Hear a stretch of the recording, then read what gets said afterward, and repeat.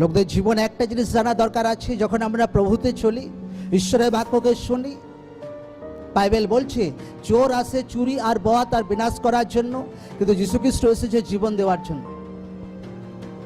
প্রভু কোনোদিন চোরের মতো কারো জীবনে এন্টার করে না। এই জন্য যীশু খ্রিস্ট বলছে ভাই চোরের মতো আসে, ঈশ্বর ভাই ঈশ্বরের মতো লোকদের জীবনে এন্টার করে। Amen, amen.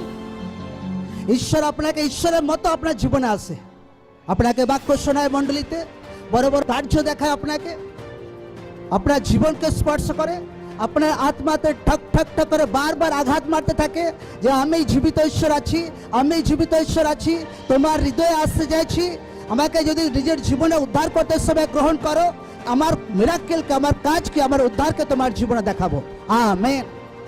ঈশ্বর এইভাবে লোকদের জীবনে কাজ করে।